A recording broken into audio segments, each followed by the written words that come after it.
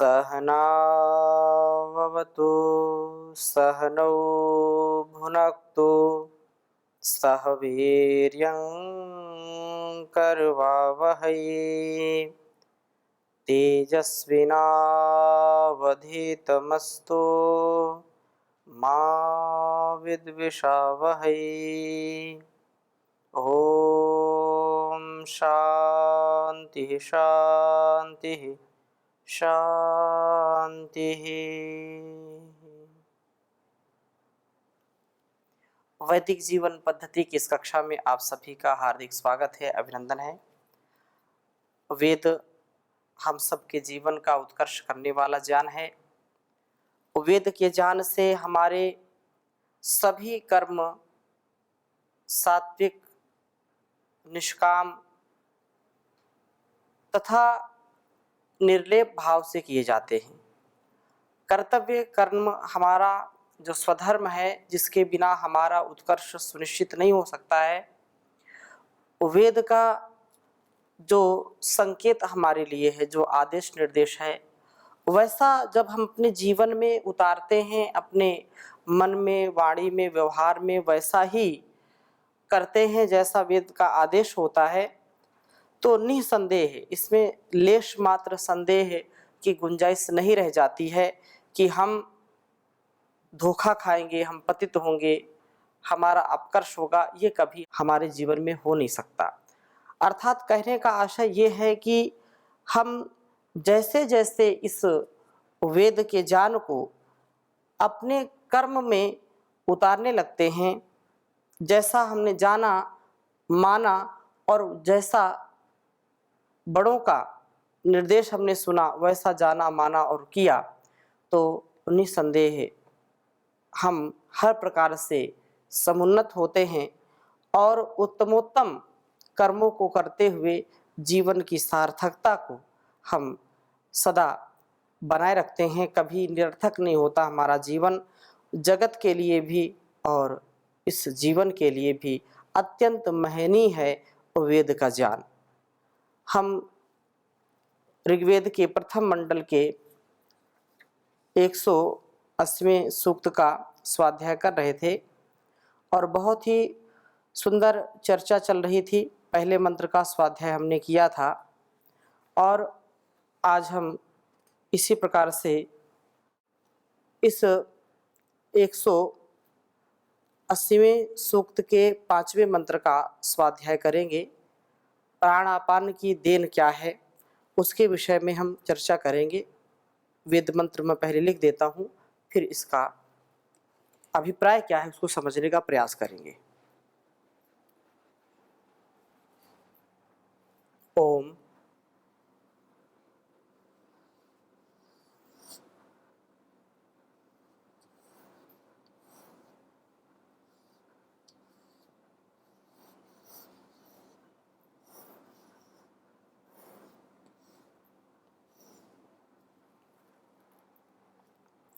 आवामदानाय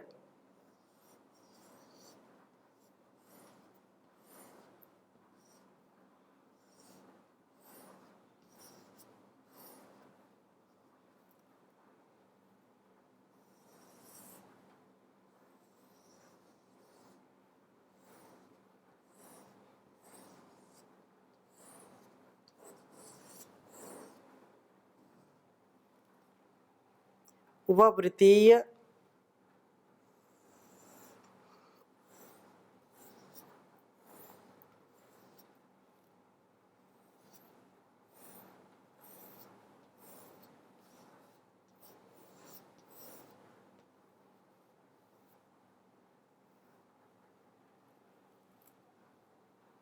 दसरा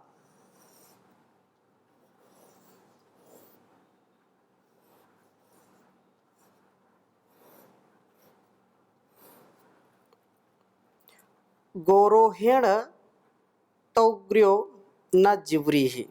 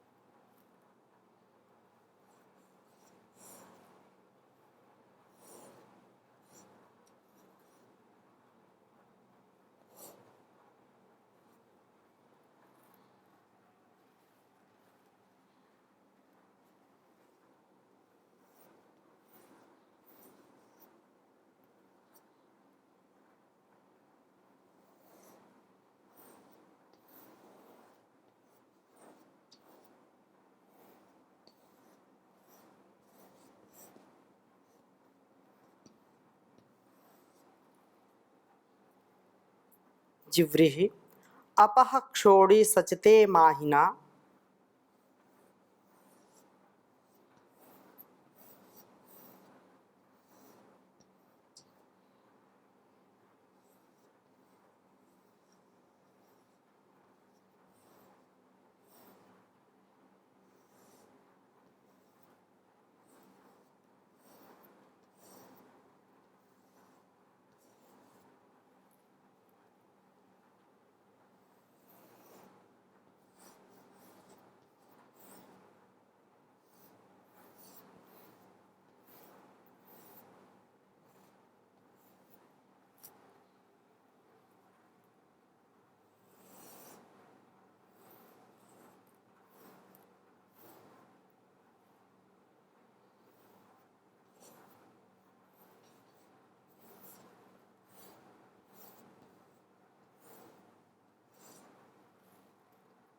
वाम जूर्णो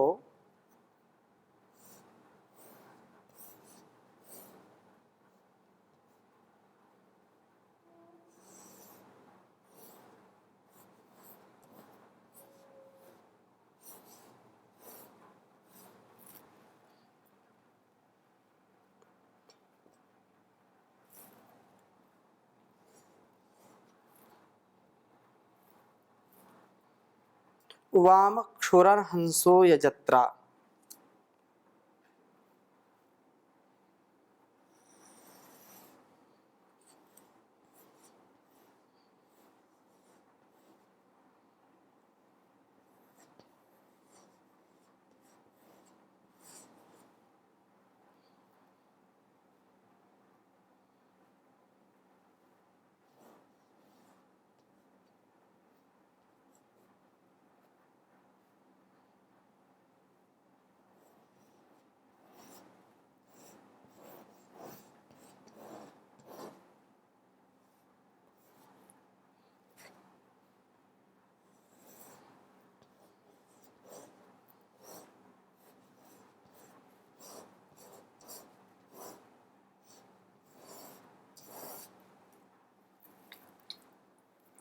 ओम आवाम दानाय ववृतीय दस्रा गोरोहेण तौग्र्यो न जिव्रीहि अपः क्षोणी सचते माहिना उवाम जूर्णो उवाम क्षुराहंसो यजत्रा। ओम आवाम दानाय ववृतीय दस्रा गोरोहेण तौग्र्यो न जिव्रीहि अपः क्षोणी सचते माहिना वाम जूर्णो वाम क्षुरहंसो यजत्रा। ओम आवाम दानाय ववृतीय दस्रा गोरोहेण तौग्र्यो न जिव्रिहि अपः क्षोणी सचते माहिना वाम जूर्णो वाम क्षुरहंसो यजत्रा। यह ऋग्वेद के प्रथम मंडल के 180वें सूक्त के 5वां मंत्र है, जिसको हम स्वाध्याय कर रहे हैं। वेद मंत्र का अभिप्राय समझने का प्रयास करते हैं। कहा कि हे दसरा, मेरे शत्रुओं का उपक्षय करने वाले प्राण अपानो, वाम आपको दानाय उत्तम वस्तुओं के दान के लिए आववृतीय मैं अपने अभिमुख करने वाला बनूं। आपको अपने अभिमुख करके मैं आपसे उत्तम दानों को प्राप्त करूं। सर्वप्रथम आपकी साधना से मैं गोहेण जानकी वाणी के वहन के द्वारा तौग्र्या आपह रेतः रेत कणों को धारण करने वाला, अथवा तुझ हिंसायाम काम आदि जो शत्रु हैं उन शत्रुओं पर आक्रमण करने वाला हूं, और न जिव्रिहि जीर्ण शक्ति न हो जाऊं। प्राण साधना का सर्वोत्कृष्ट लाभ यही है कि हम ज्ञान की वाणियों का धारण करने वाले बनते हैं। और शत्रुओं का संहार कर पाते हैं तथा जीर्ण नहीं होते हैं। सदैव हमको यह स्मरण रखना चाहिए कि हम जब प्राण अपान की साधना करते हैं, योग साधना करते हैं, प्राण साधना करते हैं, तो हमारा अपने इंद्रियों पर पूर्ण नियंत्रण होता है और हम ज्ञान को धारण करने में सफल होते हैं। क्योंकि ज्ञान जब अपने अस्तित्व में ठहरता नहीं है, हम जिस वस्तु को, व्यक्ति को, स्थान को कल्याणकारी समझते हैं, उस पर हम जब कार्य करते हैं, मर्यादित अनुशासित जब हम कार्य करते हैं, तो जीवन का हर प्रकार से उत्कर्ष होता है। परंतु यदि हम ज्ञान को ठहरा ही नहीं पाते हैं, इधर से सुना इधर से निकल गया, इस कान से सुना इस कान से निकल गया, और उस पर ठहर नहीं पाते, स्थिर नहीं रह पाते, तो वह ज्ञान कभी भी हमारी रक्षा नहीं कर पाता है। ज्ञान हमारी रक्षा तभी करता है जब वह ठहरता, उस ठहराव के साथ, और शत्रुओं का संहार, जो हमारे अंदर के शत्रु हैं, जो आलस्य, प्रमाद है, जो छोटी छोटी बातों में नाराज होना, तनाव में, दबाव में, काम, क्रोध, लोभ, मोह, ईर्षा, द्वेष, छल, कपट, मान अपमान की भावना से, अपेक्षा उपेक्षा की भावना से जब हम सुखी और दुखी होते हैं, तो निस्संदेह कभी भी हम अपने अंदर के शत्रुओं और बाहर के शत्रुओं में विजय नहीं प्राप्त कर सकते हैं। विजय होने के लिए, विजयी प्राप्त हम करें, विजयी हो जाएं, हर प्रकार से जो संघर्ष चल रहा है अंदर भी और इस संसार में भी जो संघर्ष चल रहा है, उस संघर्ष में अपने को यदि हम विजयी बनाना चाहते हैं, विजय प्राप्त करना चाहते हैं, तो उसके लिए हमको सदा प्राण साधना से युक्त होना चाहिए और उससे तीक्ष्ण बुद्धि, सूक्ष्म बुद्धि अर्जित करनी चाहिए, और उस सूक्ष्म बुद्धि से अपने उन शत्रुओं को हम सरलता से नष्ट कर सकते हैं, उन शत्रु समूह को धराशायी कर सकते हैं, उनको संहार करके, उनका विनाश करके अपने जीवन का और इस जगत का विकास कर सकते हैं। जब तक अंदर के और बाहर के शत्रु नष्ट नहीं होंगे, तब तक निसंदेह हमारा जीवन और यह जगत शुभ से नहीं भर सकता है। हम कितना भी स्वाध्याय करें, कितना भी मनन चिंतन करें, लेकिन जिस ज्ञान से अपने जीवन को हम सुरभित नहीं कर पाते, विकसित नहीं कर पाते हैं, सुवासित नहीं कर पाते हैं, अपने मन, वाणी और कर्म में पवित्रता नहीं ला पाते हैं, तो वह ज्ञान किस काम का है। ज्ञान तो वही प्रभावशाली होता है जो हमारे अंदर के पावित्र को, अंदर के सामर्थ्य को बढ़ा दे, अंदर से हम सबल हो जाएं, निर्बल ना रहें। शरीर बल, मानसिक बल, आत्मिक बल, बौद्धिक बल, हर प्रकार के बल के हम स्वामी हों, बलवान हों, बुद्धिमान हों, शक्तिमान हों, प्रज्ञावान हों। यही वेद मंत्र का अभिप्राय है कि हम कब ऐसा बनेंगे, जब हम प्राण अपान की साधना करेंगे, जब हम योग साधना करेंगे, तो हमारे अंदर ब्रह्मचर्य की प्रतिष्ठा होगी, और ब्रह्मचर्य प्रतिष्ठायाम वीर लाभा, शौर्य से, वीरता से, धीरता, गंभीरता से हम युक्त हो जाते हैं। अतः शत्रुओं का संहार भी हम बड़ी सरलता से कर पाते हैं। जीर्ण नहीं होते, हम कभी हताश निराश नहीं होते, कभी हम पराजित नहीं होते। इस समर में, संग्राम में हमारी सदा विजय होती है। और कहा है कि हे प्राण आपानो, मैं कभी जीर्ण न जिव्रिहि, जीर्ण न हो जाऊं। प्राण साधना का उत्कृष्ट लाभ यही है।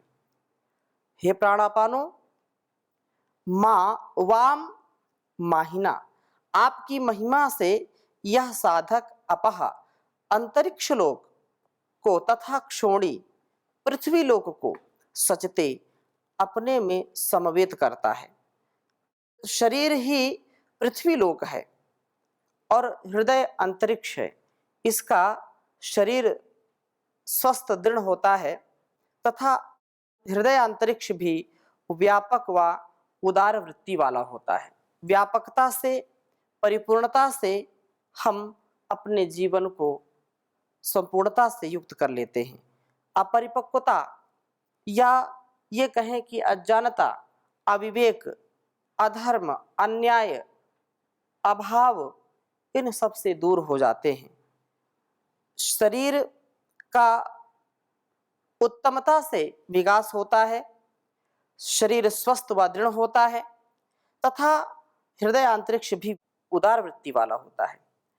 शरीर में पृथ्वी की भांति दृढ़ता होती है, हृदय में जलों की भांति व्यापकता होती है। जल व्यापक से है, व्यापकता के कारण इसका नाम आपा है। और आप व्याप्तव, हे प्राण आपानो, ये जत्रा सब कष्टों व पापों से मुक्त होकर के अक्षु हो, व्याप्त जीवन वाला दीर्घजीवी बनता है। और दीर्घजीवी केवल ऐसा नहीं कि केवल जीवन ही दीर्घ बस हो गया, ऐसा नहीं। उसके जीवन में जो शुभ है, जो दिव्यता है, वो घटित होती है जो प्राण साधना करता है। प्राण की साधना इस संसार में सबसे उत्तम जीवन बना देती है जो साधक प्राण साधना करता है। हर पल हर क्षण उत्तरोत्तर उसकी वृद्धि होती रहती है। संसार में और कोई ऐसा उपाय नहीं है जिससे व्यक्ति तन से और मन से अपने आप को व्यवस्थित कर सके। तन और मन दोनों की यदि हम क्षमता बढ़ाना चाहते हैं, क्षमता में अभिवृद्धि चाहते हैं, न्यूनता से ऊपर उठना चाहते हैं, तो उसके लिए प्राण साधना परम आवश्यक है। यही हमारे ऋषियों ने किया है।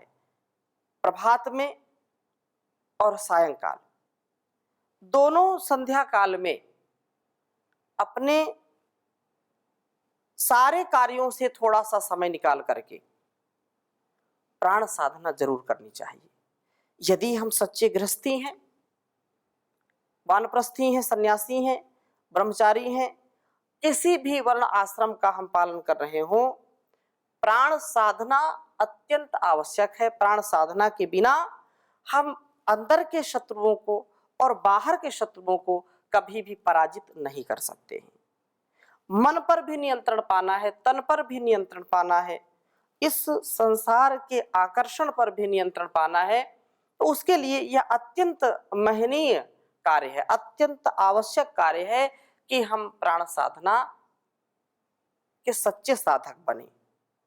हम अपने जीवन में जो सत्य है, जो प्रकाश का मार्ग है, जो ज्ञान का मार्ग है, उसका आलंबन लेते हुए जीवन को जीने का प्रयास करें।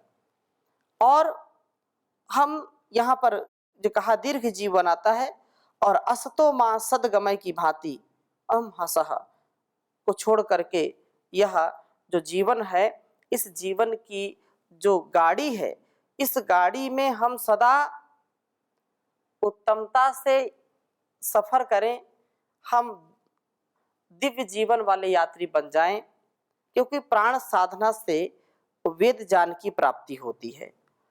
हम वासनाओं को विनष्ट कर पाते हैं। वासनाएं संसार की, वासनाएं भौतिक सुखों की, वासनाएं अपने इंद्रियों की, इनसे यदि हमको छुटकारा पाना है, इनसे यदि हमको निजात पानी है, इनसे हमको यदि पूर्ण रूप से स्वाधीनता पानी है, तो उपासना ही एक उपाय है वासनाओं से दूर हटने का। जीर्ण शीर्ण शक्ति से हम उभरना चाहते हैं, जीर्ण शक्ति वाले हम नहीं बनना चाहते हैं, दृढ़ शरीर व उदार हृदय को प्राप्त करना चाहते हैं, तो प्राण साधना परम आवश्यक है। रोगों से यदि ऊपर उठना चाहते हैं, तो रोगों से ऊपर उठ करके दीर्घजीवी बनने का उपाय है प्राण साधना। प्राण अपान की यह देन है कि हमारा तन भी और मन भी सुंदर होता है और हम गतिशील होते हैं। प्रकाश से युक्त होकर के जब हम गति करते हैं, ज्ञान से युक्त होकर के वेदवाणी को हम आत्मसात करके, वेदवाणी को मूल में रख करके जब हम जीवन यात्रा को आगे बढ़ाते हैं, तो सफल होते हैं, यात्रा हमारी पूर्ण होती है और हम इस पूर्णता को प्राप्त करके जीवन में वह प्राप्त कर पाते हैं जिसके लिए वास्तव में हमारा जीवन और इस जगत का निर्माण जिस परमात्मा ने किया है, उस परमात्मा की आज्ञा के अनुसार सब संतुलित, व्यवस्थित और मर्यादित कार्य हम कर पाते हैं। इसमें क्षण मात्र भी विलंब नहीं होता है। अतः हम ईश्वर की आज्ञा का पालन करते हुए सदा सर्वदा आगे बढ़ने का प्रयास करें। और बहुत सुंदर बात, प्राण साधना से इंद्रियां स्वकार्य में ठीक ठीक प्रवृत्त होती हैं। इसके लिए भी छठा मंत्र बहुत सुंदर मंत्र है। इसमें भी कहा है, ओम नियद्युवेथे नियुतः सुदानु उपस्वधाभिः सृजथः पुरंधिम प्रेषद्वेषद्वातो न सूरिरा महे ददे सुव्रतो न वाजम। कहा कि हे सुदानु, शोभन दान वाले प्राण आपानो, जो गत मंत्र में कहा कि उत्तम दानों के देने वाले प्राण आपानो, यत जब आप न्यूता हमारे इन इंद्रियाश्वों को नियुवे थे, निश्चय से हमारे शरीर रथ में जोतते हो, तो आप स्वधाभी आत्मधारण शक्तियों के साथ पुरंधिम पालक व पूरक बुद्धि को उपसृजथा, हम में उत्पन्न करते हो। प्राण साधना से ज्ञानेंद्रियां ज्ञान में लग जाती हैं और ज्ञान को प्राप्त करती हैं। कर्मेंद्रियां यज्ञ आदि उत्तम कर्मों में, उस समय हमारे हृदय आत्म तत्व को धारण करने के लिए शक्ति वाले होते हैं। निर्मल हृदयों से हम आत्मा को प्रतिष्ठित करते हैं। हमारा मस्तिष्क पालक व पूरक बुद्धि से विभूषित हो जाता है। इस प्रकार से प्राण साधना से हमारी इंद्रियां, मन, बुद्धि, ये आसुरों, जो असुर हैं, उन असुरों के अधिष्ठान नहीं बनते हैं। इनमें असुरों से बनाए गए अधिष्ठान नष्ट हो जाते हैं। इनमें देह का जो आकर्षण है वो नष्ट हो जाता है। यह देव स्थान बन जाते हैं। उस समय यह सूर्य जो जान स्तोता जानी है, वातः नहा, वायु के समान शीघ्रता से कार्य करता हुआ प्रेषत प्रभु को प्रीणित करता है। कर्मों से ही तो प्रभु का आराधन होता है, इसलिए कर्म ही पूजा है। वेशत, यह प्रभु की ओर ही चलने वाला होता है। सुव्रतहना, एक उत्तम व्रतों वाला होता हुआ जीवन का पालन पोषण करने वाला, आ ददे, स्वीकार करता है, शक्तिशाली व त्यागशील बनकर के ही प्रभु का पूजन कर पाते हैं। तभी हमारे जीवनों में कुछ महत्व प्राप्त होता है। तो आज की कक्षा को यहीं पर विराम देते हैं। शेष चर्चा अगली कक्षा में करेंगे। ओम शांति शांति शांति।